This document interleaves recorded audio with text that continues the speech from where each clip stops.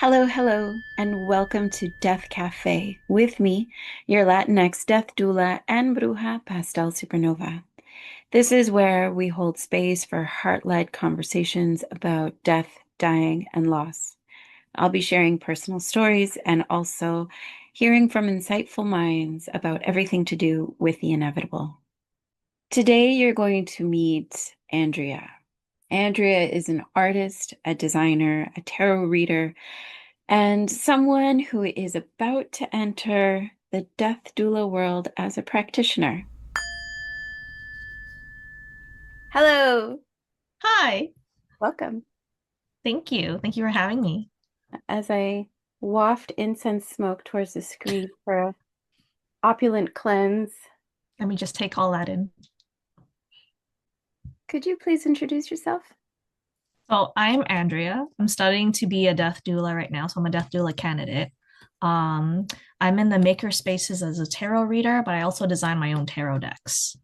I love that. I immediately have so many questions, but this is Death Cafe. So let's begin with uh, how long have you been a death doula candidate?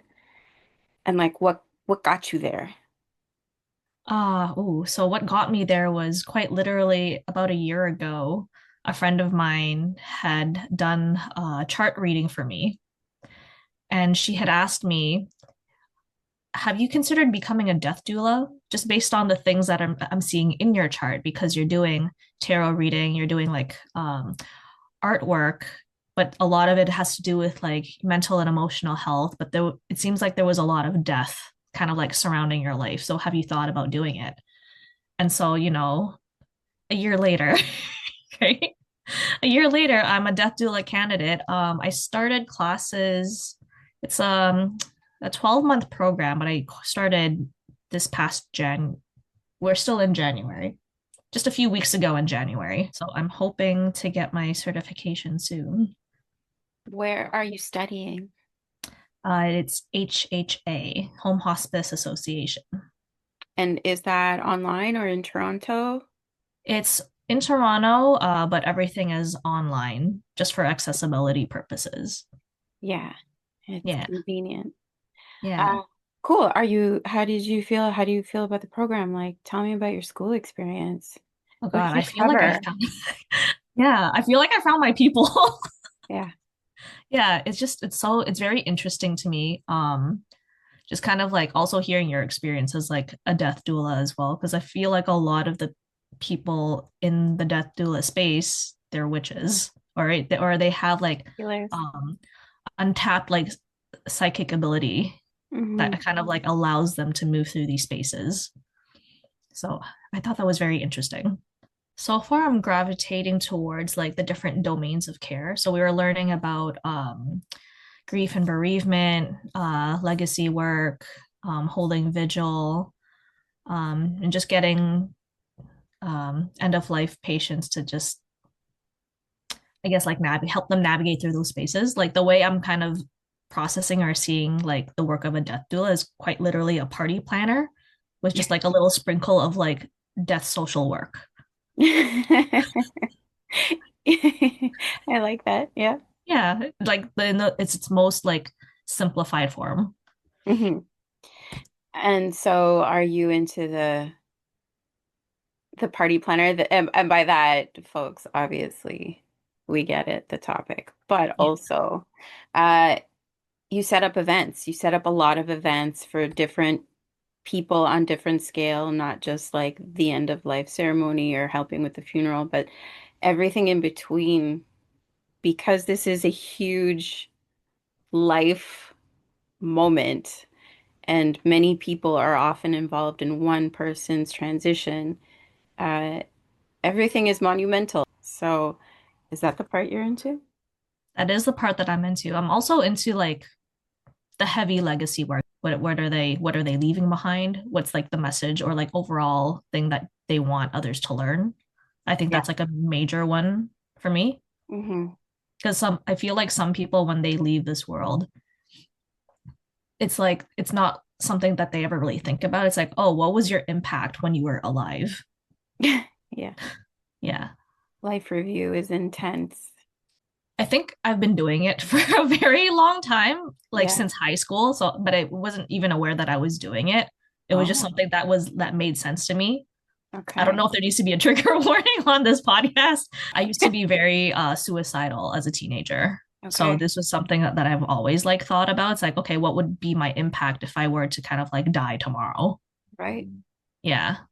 And so that kind of like informed how like I moved about the world. Okay. Yeah, so that's kind of like where I am like right now, right? So everything that I'm thinking about, it's like, what is my impact? Like if I die tomorrow, like what would be my like major regret, right? Like, do I want to like Right. leave this world without like, like not pursuing a thing that I wanted to pursue, saying things that I like maybe didn't want to say or maybe have should have said, right? Do you have plans for after this? Like what you want to, like what community you want to jump into? I'm a part of several communities right now. I think I want to like introduce these services as a death doula on top of my work as a tarot reader to kind of, you know, I guess get people to start talking about their life or Yeah. even like their death and like what they want or like how they want to show up. hmm So that'll just be like integrating that part of myself into these spaces again. Yeah, yeah, yeah. Yeah. Yeah. Adding branch. Exactly. So I'm already in a lot of like queer spaces. I'm in anti-Asian displacement spaces. The art community is a big one. I think like we talk about death a lot in these spaces. So that was like that seems natural. hmm I'm excited for you. Thank you. I've been doing this for about a year and I think you'll love it. I'm so excited. It feels like the most validation I've ever felt because someone is allowing me into such a unique time where so many, like everyone involved could not be more vulnerable. Yeah. So it's a delicate place. And to be allowed into those spaces with different people is like such an infusion of love that it's unlike anything else. What has your year as a death doula been like? Well, it's been beautiful. It's been very spiritual. And I had to learn how to protect my psyche and my spirit because I am open to entities. I do do esoteric work. I'm a ritual practitioner. I come from a line of psychics, and so being in spaces where death often occurs is a place where energies can stick to me and have and Mhm. did. And I had to learn what self-care looked beyond the mundane world.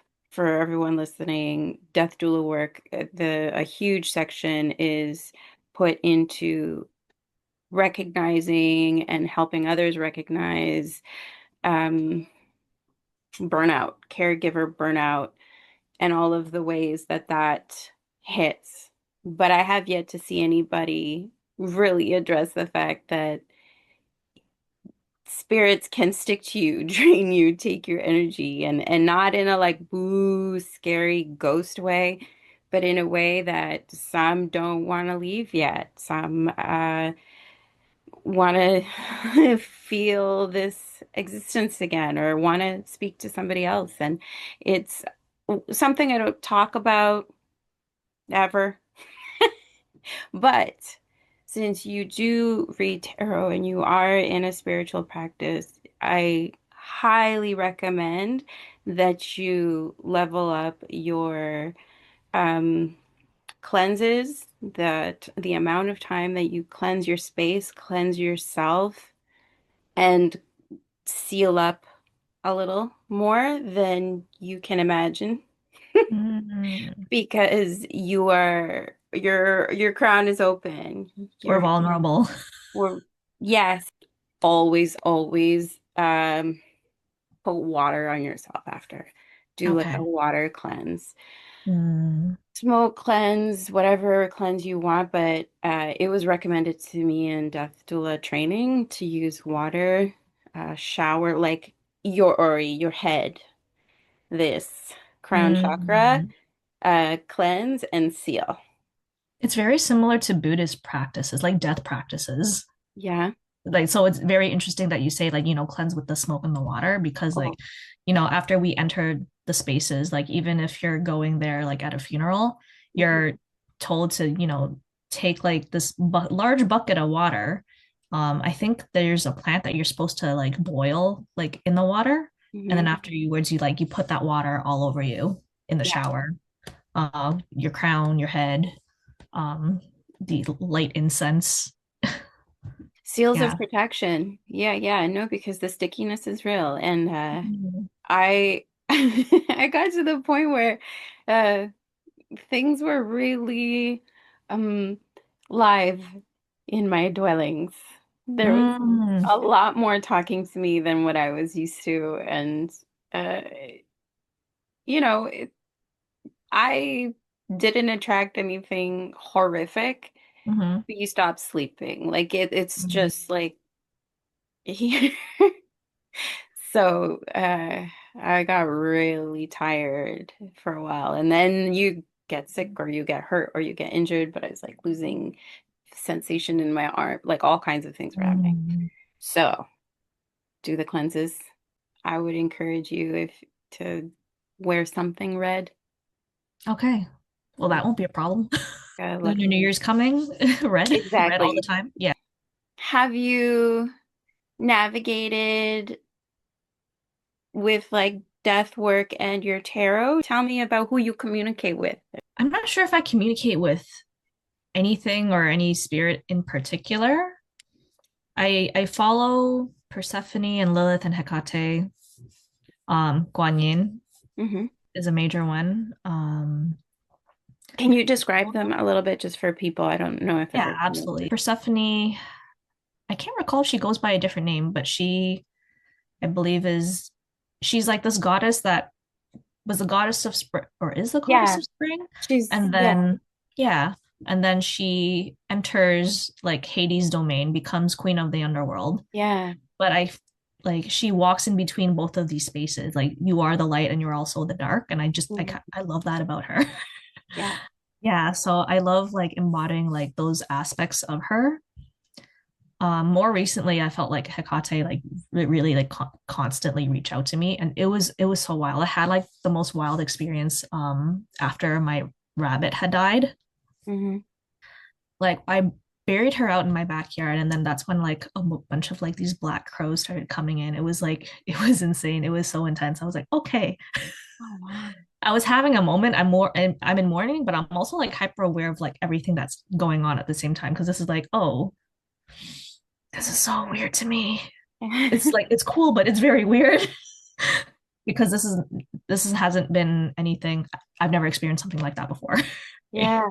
And crows have their own death ceremonies, which is Yeah. cool. So they're like, "Ooh, let's come to Oh, yours." death. Like, okay, all right. Yeah. And then around the I guess the exact same time the crows were like flying in. Like I heard dogs barking too. So there Oh my was like goodness. that in the background. I'm like, okay, Hecate's here. Yeah. She's here. She's here. If I can recall, she's goddess of the crossroads, of the keys, of dogs, of crows, of Snake spirits. death spirits. Yeah. So that was major. Lilith, and I know that there's a lot of like controversy between like worshiping her as like a goddess or like as a demon, or Hmm. I think she's supposed to be like in like a different space. But I like the mythology of Lilith being like the first wife of Adam, being like the first feminist figure, being Yeah. the first person to be like, you know what, fuck you, I don't need you, And she and didn't. then just leaves the Garden of Eden, just like no. Mm-mm. Hmm. So like I love like embodying like aspects of her too, because like Yeah, yeah, of you know what, course. she's right. Guan Yin, I believe Guan Yin was originally male in like the earlier scriptures of Buddhism, where she is a follower of Buddha. And then in later, I guess like historical Chinese history, she was later rebranded to a full woman. Okay. Yeah, but she is the goddess of compassion. Yes. So you hold space for them when you do your readings? I think I kind of yeah, I do. I guess in a way I do hold space. A lot of it has to do with tapping into my own intuition as well and learning how to like trust my own gut. Of course. Yeah. Because then at the same time, like they're all kind of like teaching these same things, right? So you learn how to Mhm. trust yourself, learn how to trust like the messages coming through and what your gut is saying. Yeah. Yeah, Yeah, yeah. And using the different tones of voices that you have available to you to say what you need to say. exactly. And that's been quite interesting. I've started like hearing like messages from like my left ear. Hmm. I don't know if you like get this experience where like you'll kind of like hear like words or phrases, but you're not hearing like physical things, but you hear it like kind of like deep within the ear, and it's like, huh? Hmm. For me anyway, it's like when you're at a store and someone speaks to the whole store, there's like a Yeah, public announcement. yeah, It goes through my head like a literal voice of God, just like whoop, and it's a statement usually, just like whoop, very yeah. A statement or direct. like a repeated word. Mm, yeah. Yeah. If we had to like describe it in, I guess, more scientific terms, because I guess science like explains like the magical parts. What elders have been talking about for thousands Yeah, of years. Yeah. yeah, exactly. Yeah. It's almost like the image is being constructed in the center of my pineal gland. If my pineal gland Mm. were a spherical screen, and it's as though a sonar is coming out and giving me the information of what it would look like in this mundane world. Mm. It's as scientific as I can get. Okay. What was your rabbit's name? Her name's Daisy. Daisy Daisy. Sky. I actually have an art exhibit coming up sometime in June, Yeah. and the exhibit's called Pushing Daisies. I'd like to go back a couple beats and talk a little bit more about the time when you were suicidal. Since you mentioned considering your legacy, did you find legacy work then healing? Oh my God, I found it so healing, like incredibly healing. I didn't realize I was doing the work until like I knew what a death doula was, pretty much. Right. Yeah. How did it come up? Like, how did you get the idea to start? Was it a question just popped up, or did someone teach you? It was kind of like a really long journey to get to that point. Mhm. Because when you're stuck in like suicidal like ideation, it's kind of like very hard to get out of because then you're constantly like feeding like this loop of information that's like, oh, you're not good enough, like you're probably better off dead, or like, and all of that. And then it's like, well, what's the point of even living, right? Like I'm not good enough. I'm not good enough for anything. And then I had reached like the final point of like, I want to say like no return. But at that point, it was like, let me just get my will in order because I have three Virgo placements in my chart, and I like I am very stubborn when it comes to like no everything from like my death and execution. Everything must be perfect, right? Let me just like make it so that it's a very clean cut. I want people to know what to do with my body. I want them to know like what I like, what I want for my funeral services, like what exactly that I wanted, how who was going to get what, basically, Yeah. at the end once I kicked the bucket.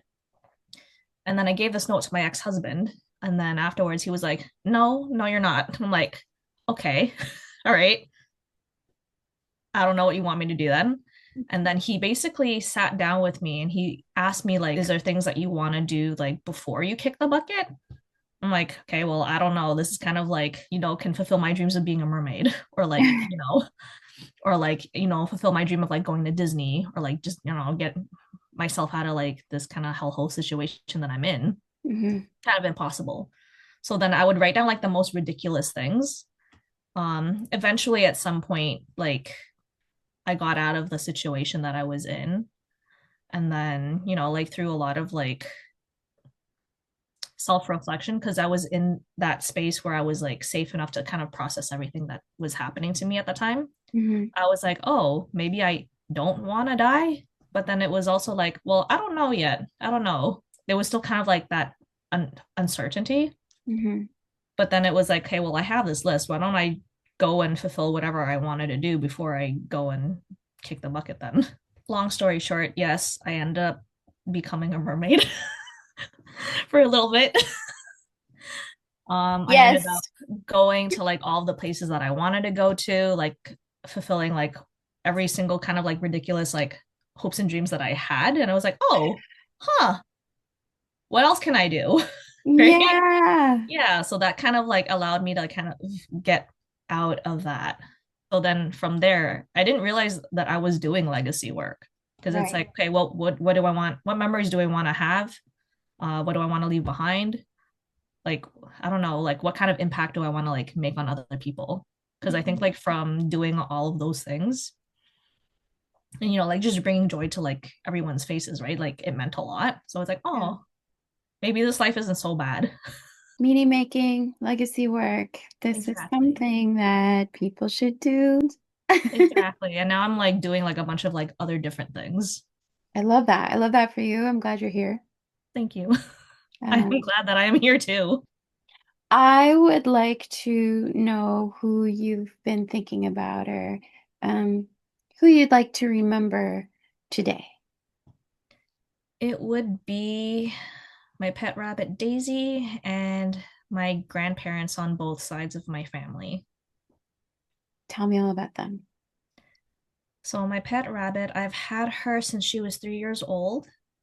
I adopted her from the OSPCA close to where I used to live, Stouffville, and she had been at the shelter for about three months. So, but I go in, I bring her home, and she just, she just took to me like very immediately. Hmm. She brought me like just so much joy, and she would just, I felt like she was a bit of an extension of me. Okay. She was just like so overly protective, like so loving. Um, she's got a bit of it like anxiety. So every time like I leave the room, she's always like following me like close behind, like, where are you going? Please don't leave me. Yeah. She passed away at 12 years old. So she was, I want to say pushing geriatric Okay. because like the lifespan of a rabbit is between 8 to 10 years. I think 6 to 10, depending on like the breed of rabbit. But she lived like quite a long time. Okay. My grandparents, I don't know them all that well, and I think I'm still grieving that because I never really knew them. I just know my parents. And Okay. so like while like both of my parents are still alive, like I always ask them like, "Oh, what was your relationship with your parents like? Like what was their jobs? Like what was the situation? Like what was like the greatest lesson like your parents taught you?" Right. Yeah. But I never really got to know them because they're on the other side of the world. And so it's literally just like my immediate family members here. So, living with like colonization and like culturally assimilating into like Western culture, but then feeling like so like uprooted and like so far away from your own family. It's like it's really hard. Yeah. Yeah. What were their names? I don't know their names actually. Okay. My grandmother on my mom's side is still alive, but I believe she has, I think it was dementia or Alzheimer's, but she doesn't remember anything except my mom. And so Okay. that's been kind of like hard to witness. And then my grandpa on my mom's side, he passed away when my mom came over from Vietnam. And she was immigrating here, and then my older sister had a really crazy dream that he visited her in her sleep and basically said, "Hey, I've passed away. I've died."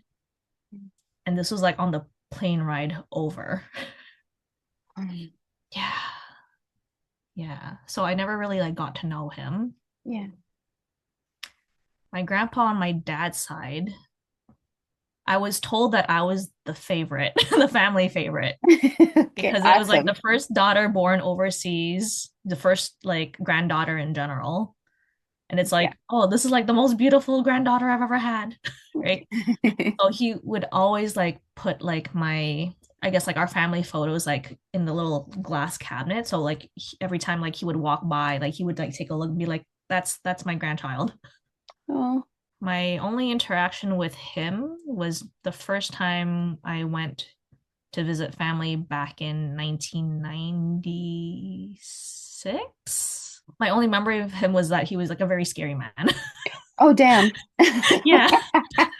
But like I guess like culturally speaking, when you're dealing with like your grandparents or like the male figure in the family, they're very kind of like stoic. They're very like, emotionless. Hmm. It's kind of like scary tall figure that you don't want to like upset. Yes. The stories that you hear from him, it's kind of like very sweet, right? It's like, oh, grandpa has emotions. The Yeah, facade falls. exactly. But they don't really like show it, right? Because any show of emotion is considered a weakness. Oof. And then my grandmother on my dad's side, she was like a very sweet woman. Like she would always like show up for me and my younger sister and my mom. Mhm. Um, but it's been kind of like hard to deal with because my mom doesn't really have like the greatest relationship with any of his family members. Okay. And I don't know if it's because she's like a big narcissist. Yeah. Yeah, you ever pull cards on that? No, but that is a Mm. good suggestion. I should probably do that. I Mm. would love to know what got you into designing your own tarot decks. It was a bit of a happy accident. I wouldn't say happy accident. But it was literally right after I had a very tragic lesbian breakup back Mhm. in 2023. And I was like, I gotta do something with my time. Let me just pull my tarot cards. So I'm pulling these tarot cards and I'm looking at the cards and I'm like, what the fuck do these mean? It's been so long since I've last touched my tarot cards that I don't know what they mean anymore. I'm like, okay. And then I was just kind of like looking at them like, oh, it's just too bad like they don't have any like words or like indicators of like what like I should be doing. And that was kind of like the major trigger point. I was like, oh, wait, I'm a designer. I could just make it myself. Yeah. Yeah. So then I had like two iterations. I had one with like images, but I didn't really like how that worked. And then I had like my current iteration, which is literally like just flat text. Hmm. And like the deck is color coded based on the suits, based on if it's part of the major arcana, if it's part of the minor arcana. Yeah.